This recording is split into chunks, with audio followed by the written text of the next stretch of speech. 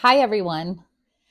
I just want to share this little experience that I had about a recent meditation.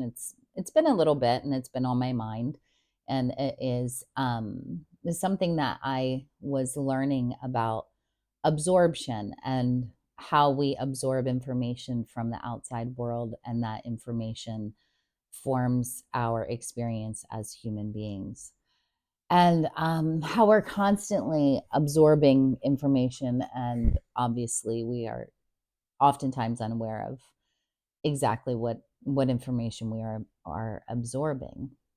And yeah, so this cacao ceremony was a shamanic journey meditation, and we began by going to a place in nature. And instantly, I landed on this back road that's just a few miles from my house. And it is a road the whole road itself is only about a half a mile long. And there's not really much reason to travel this road unless you live on the road, or it could be a shortcut from one road to another, but it's not a well traveled road. Um, and so I landed on this road, and I was standing on the road in my bare feet. And then my friend Hillary, she said, "There's nothing around and you're in nature." And I was standing there on this road and questioning if I was at the right place or not. And um, this is another thing that's super important, I think, in any kind of meditation, is just allowing and accepting that whatever is showing up is absolutely showing up exactly how it's supposed to. So even though she was saying feel your feet on the earth or in the dirt or in the grass, or I don't remember exactly, but I'm standing there on this warm road, blacktop. And there was a barn in front of me. I was staring at the barn. And then she said, call on your spirit guide, or call on a spirit guide. And so then I instantly was transported back to the last time I actually drove on that road, which was a couple years ago. And there's a 90-degree turn on this road. And I was coming around the turn, and there was a black and white bird hovering in very oddly low to the ground. In my opinion, it was just a little bit above my car, and it was hovering like as a hummingbird would stay in one spot, but it was absolutely not a hummingbird. It was black and white, and it was a medium-sized bird, I would say. And I was convinced that this bird was showing up to bring me some sort of message, because I'd never seen anything like it in my life. I didn't even know how it could be possible. And so um the next day after I saw that bird, I opened my garage door to my glass shop, and right in front of the door on the driveway was a black and white bird feather. And it was a black feather that had half circle, like white half circles down the one side of it, like five or six half circle pattern.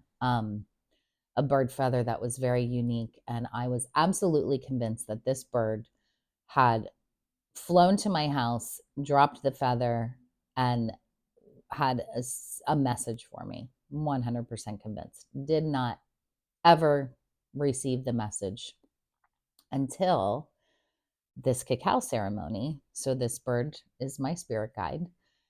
And then she says, notice a fire in the distance and start walking toward the fire. So I'm walking toward the fire in the distance, and all of a sudden I see an Eskimo woman, and she's has fur all around her. She's sitting there with her young son and their dog, and she says to me, "You are not bothered by the cold." And my mind was instantly wanting to argue that point, because the cold is one of the only things that makes me feel actual anger. And if somebody would say, tell me something that makes you angry, I would instantly say being cold. And so then I hear my friend say, go to where you first formed this belief.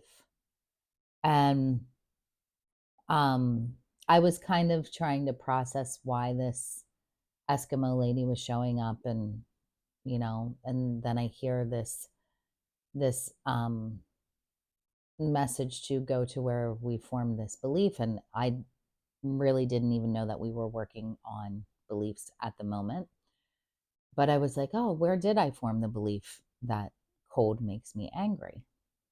And so I was then instantly transported to when I was in kindergarten and my brother was in first grade, and my brother and my mom and I lived in a trailer in the middle of the woods. And oftentimes we would only have our only heat source would be the oven. And so I was instantly transported to sitting in front of the oven with my brother. We had on those pajamas that were like one piece pajamas, and they had like the plastic bottoms on them. And we would take leaves and we would put them on the oven door, and then we would sharpen crayons and get take the shavings from the crayons and place them on the leaves and melt the wax and swirl the wax around to make colorful patterns on the leaves. And we loved doing this. And in this moment, I could smell the wax melting. I could smell the pajamas getting warm. And I was confused because I loved doing that as a child with my brother. And so I was confused about why that would make me angry.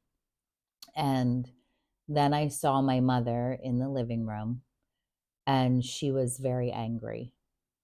And was I was like, "Oh, my mother was angry because she was cold." And then I saw my daughter, and she was probably in junior high, and we were standing in the kitchen of the home that I live in now. And she was upset about something, and I couldn't fix her problem. And it made me very angry that I couldn't fix her problem. And so I I out of guilt became angry and mean. And I hear the Indian or the Eskimo lady in that moment say, "You're not bothered by the cold, but she is." And so then I realized that cold is not just weather related. It's not just physically being cold, but it is cold in personality also, and cold, what cold means in all these different ways. Cold hearted. Um, and I was like, oh, okay. Then I was back with my mother in the living room, and I realized that she was not angry because she was cold. She was angry because she couldn't keep her children warm. And I was having this understanding about how I absorbed my mother's anger in that moment. And because I was so young, I didn't yet have the emotional intelligence to actually process the anger in the way that she was experiencing the anger. And so then I was back in the kitchen with my daughter, and I'm looking at her, and I was like, okay, this is amazing, because this is something I've wondered about myself my entire life, where why, when I feel guilty about something, do I get mean and angry? It's definitely been a personality flaw of mine that I haven't ever quite understood um, why I would become angry, especially with my children.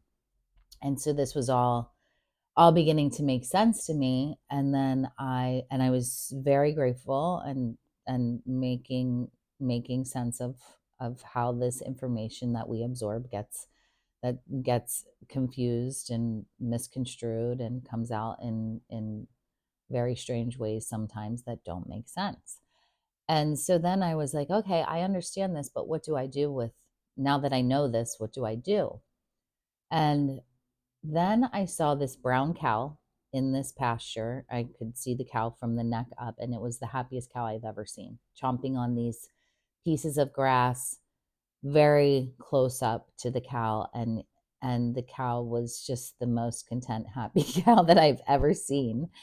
And the cow said, "Be nice." And I was like, "Oh, that's amazing. All I have to do is be nice. That's wonderful." And so um then I hear my friend say, "Go to a waterfall." And I was thinking in the moment that I wanted to continue with the fire, which is what brought me to this beautiful understanding. And I wanted to keep the energy of the fire to purge all of this negative negative um, energy out of me. And then I was like, no, just listen to the instructions, listen to what she's saying. And so I go to a waterfall, and she says, stand behind the waterfall. It's the biggest waterfall you've ever seen in your life. You're standing on a slippery, cold rock behind the waterfall. And imagine that there's a very wise person sitting cross legged in front of you. And she said, and don't forget that you have your spirit guide with you. And I was like, oh, yeah, the bird. I forgot all about the bird. So at this point, the bird was on top of my head, and I could feel the bird's claws in my scalp. And I was like, oh, I kind of like this bird on top of my head. And there's this very wise man sitting in front of me. And she says, this man has a message for you. What is the message that this person has for you? And this Indian man, he appeared to be Indian, Native American Indian. He looked at me and he said, "It's not always black and white." And then he pointed to the bird on the top of my head and he said, "But sometimes it is." And so I, in that moment, was like, nothing is ever black and white unless you can actually see it as black and white right in front of your face. And so the next day I was telling my oldest daughter this story, and she said, "Mom, do you know who the cow is?" And I was like, "Yeah." I was like, "The cow showed up in a couple sessions, a couple QHHT sessions that I've done with clients in the past week, and they had similar messages, but this was, yeah, the cow has shown up a couple times." Which happens, by the way. It's like it's very weird how these things happen, but common threads of travel through people in very interesting ways. Um, and she said the cow is Mackenzie, and Mackenzie has loved cows. She's been obsessed with cows. When she was little, I would buy her like white Converse sneakers, and she loved to draw cow patterns on her clothing and things like that. And cows were her absolute favorite animal. And so that was incredible to me because the cow was absolutely Mackenzie. And the cow was really just wanting me to be nice and be happy. So, yeah, that was an incredible learning for me. And so since then, I've been really thinking about how we absorb information and how the information around us forms us as human beings. And um, I used to believe that if we are experiencing things in our life, like people that maybe aren't very nice to us or whatever, I used to think, oh, what am I not noticing about myself that is attracting this type of energy? It must be something that I am attracting. And so, but now I'm kind of seeing that um, everything exists within all of us always. And so we actually have a lot more control over how we process the information as adults. We have a lot more control over how we process the information and what we do with the information. And so, um, just knowing that simply by existing, we are absorbing absolutely everything that we need to be happy and healthy. Um, Absorption. It's a very, very, very, very interesting word. Absorption, absorbing everything that we possibly can to have the best life possible, to nurture our souls, to just get whatever we can from everything that exists all around us at all times during this brief moment that we get to be here in this body that actually allows us to express whatever it is that we absorb. It's pretty freaking amazing. So, thank you. Thank you for listening. If you would like to know more about me and the work that I do, you can visit my website at qhhtlancaster.com. Follow me on Instagram at Keisha Coy and continue following me here. I hope you have a beautiful day. Thank you.